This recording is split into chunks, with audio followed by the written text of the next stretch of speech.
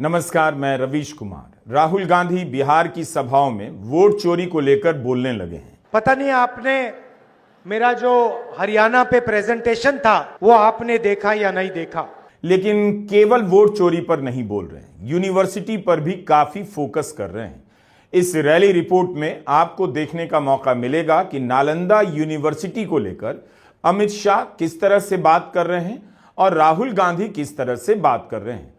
गोदी मीडिया ने बहुत जल्दी कहना शुरू कर दिया था कि बिहार में वोट चोरी मुद्दा नहीं है, जनता के बीच एसआईआर को लेकर कोई बहस नहीं है। या वो मीडिया कह रहा है जिसने एसआईआर के मुद्दे पर जनता के बीच जाकर किस तरह की धांधली हो रही है उसकी रिपोर्टिंग तक नहीं की।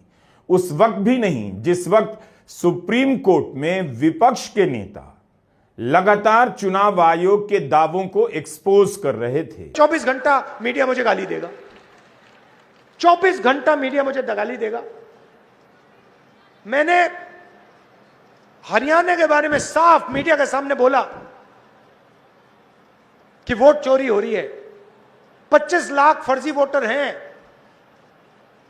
ब्राजील की औरत का नाम वोटर लिस्ट पे है, मीडिया के मुंह से चू नहीं निकला, चू तक नहीं निकला। जो हो रहा है सोशल मीडिया पे हो रहा है, तो ये है सच्चाई। ऐसा लगता है कि राहुल गांधी बिहार में वोट चोरी के मुद्दे पर फिर से लौट आए हैं। 5 नवंबर की प्रेस कॉन्फ्रेंस के बाद बिहार की जनता के बीच महाराष्ट्र, हरियाणा, कर्नाटका के बारे में बात करने लगे हैं और अपनी प्रेस कॉन्फ्रेंस के बारे में विस्तार से बता रहे हैं। कहना मुश्किल है कि बिहार की जनता के बीच ये मुद्दा कितना पहुंच रहा है, लेकिन राहुल गांधी ने लगता है जिद ठान ली है कि इस मुद्दे को बार बार जनता के बीच ले जाते रहेंगे। कुछ साल पहले अमित शाह ने बयान दिया, एक बार नहीं अनेक बार, कि अब बीजेपी की सरकार 40-50 साल चलेगी। हाँ, और मैं सोच रहा था कि यह व्यक्ति कैसे कह सकता है, इसको कैसे मालूम कि बीजेपी की सरकार 40-50 साल चलेगी। हम सब राजनेता हैं, जनता क्या करेगी, जनता के दिल में क्या होता है, जनता ही जानती है। तो ऐसा बयान देना कि अब हमारी सरकार 40-50 साल चलेगी, यह अजीब सा बयान है। और उस टाइम मैंने सोचा था कि इसको कैसे मालूम कि 40-50 साल के लिए सरकार चलेगी। और अब सच्चाई पूरे देश के सामने आ गई है। वो ये बात इसलिए कह सकते हैं कि वो वोट चोरी करते हैं, और ये चोरी इन्होंने अभी नहीं चालू की। मैं आपको बता रहा हूं, एक दिन ये आएगा बाहर। क्या प्रधानमंत्री मोदी और गृह मंत्री अमित शाह राहुल गांधी के आरोपों और सवालों के जवाब देंगे, या इन दोनों ने चुप्पी का रास्ता तय कर लिया है? आखिर सरकार क्यों नहीं चाहती है कि चुनाव आयोग भी राहुल गांधी के आरोपों का सही से जवाब दे, ताकि जनता को भी भरोसा हो? अमित शाह खुद से जांच की मांग तो कर ही सकते हैं। यह रैली रिपोर्ट है, इसमें हम किसी एक नेता के 3-4 भाषणों को सुनते हैं, पढ़ते हैं और आपको बताते हैं कि उनमें किन बातों पर अलग से जोर दिया जा रहा है। राहुल गांधी अपने भाषणों में इस सवाल का जवाब खोजते नजर आए कि बिहार के लोग इतने मेहनती हैं फिर भी इतने गरीब क्यों हैं? क्योंकि आप में इतनी नॉलेज है, इतनी समझ है, आप दुनिया के शिक्षा के सेंटर बन सकते हो। हिंदुस्तान छोड़ो, दुनिया के सेंटर बन सकते हो। आपके लोग बाकी प्रदेशों में जाके काम करते हैं, मेहनत करते हैं। आप जहां भी देखो बिहार के लोग आगे हैं, मगर बिहार में आप सबसे पीछे हो। बिहार में आपके पास कुछ नहीं बचा। अक्सर शिकायत होती है कि चुनाव में यूनिवर्सिटी की खराब हालत बहस का मुद्दा नहीं बनती, नेता भी इस पर बात नहीं करते। इस चुनाव में कई सभाओं में राहुल गांधी ने हार्वर्ड और कैम्ब्रिज यूनिवर्सिटी की तरह बिहार में भी यूनिवर्सिटी बनाने की बात की है। लेकिन क्या यह मुद्दा बिहार के उन युवाओं में बहस पैदा कर पा रहा है जो यूनिवर्सिटी की तलाश में भारत के कई राज्यों में पलायन करते हैं? और मैं आपको एक वायदा करता हूं, गारंटी करके आपको एक वायदा करता हूं जो मैं पूरा करूंगा। जैसे ही हिंदुस्तान में इंडिया गठबंधन की सरकार आएगी, हम फिर से बिहार में दुनिया की सबसे बेहतरीन यूनिवर्सिटी खोलेंगे। एक मैसेज देंगे बीजेपी को, पूरी दुनिया को, कि दुनिया की सबसे अच्छी यूनिवर्सिटी हार्वर्ड यूनिवर्सिटी से अच्छी, स्टैनफोर्ड यूनिवर्सिटी से अच्छी, ऑक्सफोर्ड यूनिवर्सिटी से अच्छी हमारी नालंदा यूनिवर्सिटी है, बिहार की यूनिवर्सिटी है। और यह बिहार के युवाओं के लिए बनाई गई। और जितना भी पैसा लगेगा, मैं बता रहा हूं, जितना भी पैसा लगेगा, मैसेज दुनिया को मैसेज देने के लिए हम उस यूनिवर्सिटी में पैसा लगा देंगे, क्योंकि हम चाहते हैं कि फिर से हिंदुस्तान में, बिहार में दुनिया की सबसे बेहतरीन यूनिवर्सिटी हो और पूरी दुनिया से लोग आए। राहुल गांधी नालंदा यूनिवर्सिटी की बात कर रहे हैं और अमित शाह भी कर रहे हैं। एक ही यूनिवर्सिटी को लेकर दोनों के अप्रोच में जमीन आसमान का अंतर नजर आता है। भाइयों बहनों, ये नालंदा में कभी बहुत बड़ी विद्यापीठ, नालंदा विद्यापीठ हुआ कर, दुनिया भर से लोग हमारे नालंदा में पढ़ने के लिए आ रहे थे। बख्तियार खिलजी ने ये विद्यापीठ को तोड़ने का काम किया, मगर नरेंद्र मोदी जी ने 12वीं सदी में टूटी हुई नालंदा विद्यापीठ को फिर से बनाकर नालंदा के गौरव को जीवित करने का काम किया। और मैं आज यहां डंके की चोट पर कहता हूं कि अब 100 बख्तियार खिलजी आएंगे तो भी हमारी नालंदा विद्यापीठ को कोई तोड़ नहीं पाएगा, तोड़ नहीं पाएगा। जवाब इतना देना था कि 20 साल में नीतीश कुमार और 10 साल में नरेंद्र मोदी के शासनकाल में बिहार की यूनिवर्सिटी के स्तर में सुधार क्यों नहीं हुआ। लेकिन अमित शाह 100 बख्तियार खिलजी की बात करने लग गए, भावुकता के अलग स्तर पर चले गए। पता चलता है कि नारेबाजी से ज्यादा कुछ नहीं।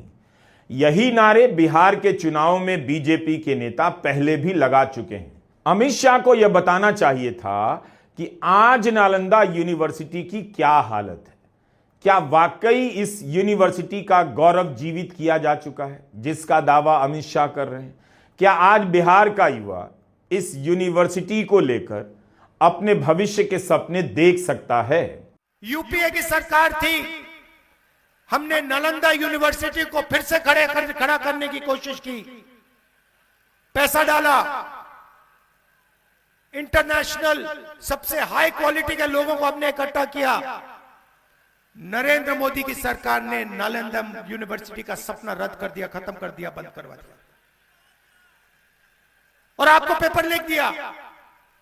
ईमानदार बिहार के युवा पढ़ाई करते हैं, बेईमान स्टूडेंट्स पैसा देकर पेपर खरीदते हैं। फायदा किसको होता है? जो बेईमानी करता है।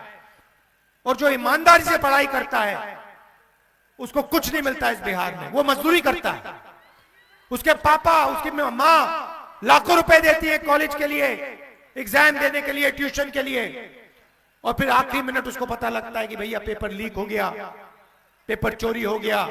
बिहार में ईमानदार स्टूडेंट्स के लिए कुछ नहीं बचा और वो जाके मजदूरी करता है। मैं आपको एक गारंटी देता हूं, सबसे पहली गारंटी, बिहार की सरकार शिक्षा पे फोकस करेगी। 20 साल कम समय नहीं होता। 20 साल में कम से कम पटना यूनिवर्सिटी को चमकाया जा सकता था। लेकिन इस यूनिवर्सिटी के बाद भी पटना के युवा 12वीं के बाद दिल्ली, बनारस, बेंगलुरु पलायन करने लग जाते हैं। नीतीश कुमार या एनडीए के नेताओं को यूनिवर्सिटी के मसले पर जवाब देना चाहिए, ताकि पता चले कि बिहार में यूनिवर्सिटी को लेकर कितना काम हुआ है।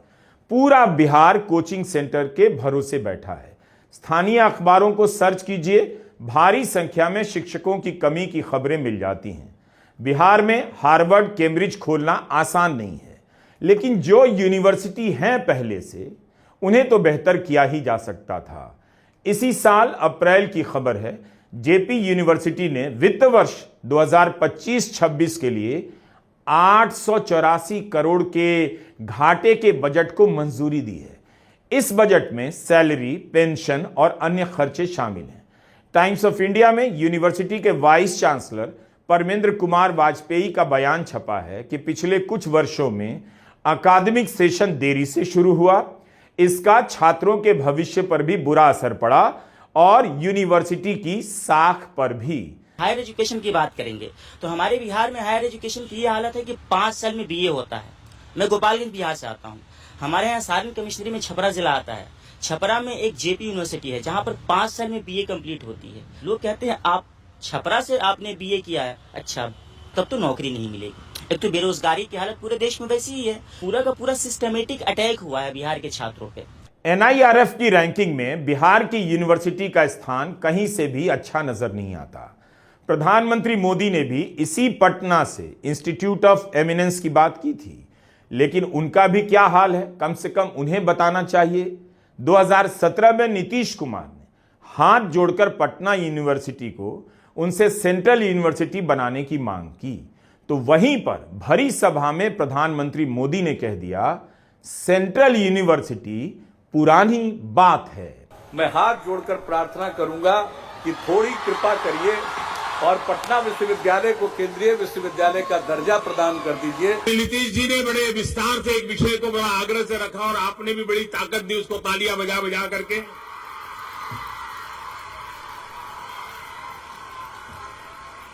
लेकिन मैं मानता हूं एक केंद्रीय यूनिवर्सिटी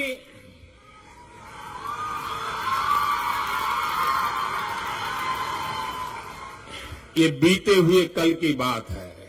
पटना यूनिवर्सिटी में प्रिंसिपल की नियुक्ति में इतनी पैरवी और सिफारिश होने लगी कि लॉटरी से नियुक्ति का तरीका निकाला गया।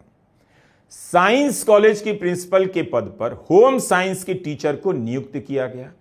अलका यादव होम साइंस पढ़ाती रही और साइंस कॉलेज की प्रिंसिपल बना दी गई।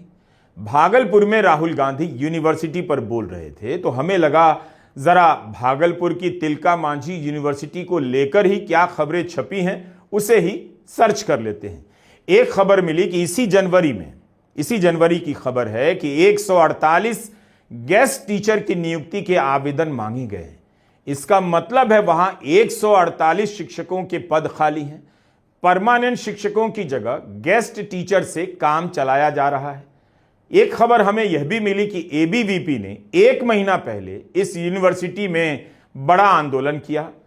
उनका आरोप था कि टीएमबीयू में पढ़ाई करने वाले हजारों छात्र छात्राओं को ना तो समय पर प्रमाण पत्र मिल रहा है, ना ही क्लासरूम में बुनियादी सुविधाएं दी जा रही हैं। कक्षाओं में बिजली, पंखे तक की व्यवस्था नहीं है। पैसे लेकर कुछ छात्रों को डिग्री या मूल प्रमाण पत्र उपलब्ध कराया जा रहा है। इसी यूनिवर्सिटी की लाइब्रेरी से 10 लाख के पंखे, कंप्यूटर, फ्रिज, इन्वर्टर, बैटरी सब चोरी हो गई, खबर छपी है। बिहार के चुनावों में यूनिवर्सिटी की बात होती भी है तो चलते फिरते, लेकिन राहुल गांधी इसे बहस के केंद्र में लाने की कोशिश करते नजर आए। यह नहीं कह सकते कि बिहार की सभाओं में बैठे लोगों को पता नहीं है कि अच्छी यूनिवर्सिटी उनके बच्चे के जीवन में क्या बदलाव करेगी। यह वो राज्य है जो अच्छी यूनिवर्सिटी की तलाश में 12वीं पास करते ही अपने बच्चों की अटैची पैक कर देता है और बाहर भेज देता है। तो लोगों को अंदाजा तो होगा कि एक अच्छा कॉलेज और एक अच्छी यूनिवर्सिटी उनके बच्चों के लिए कितना जरूरी है। बीजेपी को ढंग से इस बहस में आना चाहिए और बताना चाहिए कि इस वक्त बिहार का कौन सा ऐसा कॉलेज है या कौन सी ऐसी यूनिवर्सिटी है जिसने शिक्षा के लिए होने वाले माइग्रेशन को रोक दिया है। देश में आजकल बस 50-60 लोग सपना देख सकते हैं। अंबानी के बेटे हो, अदानी के बेटे हो, अमित शाह के बेटे हो, जो सपने देखने देख लो। अमित शाह के बेटे को क्रिकेट बैट पकड़ना नहीं आता।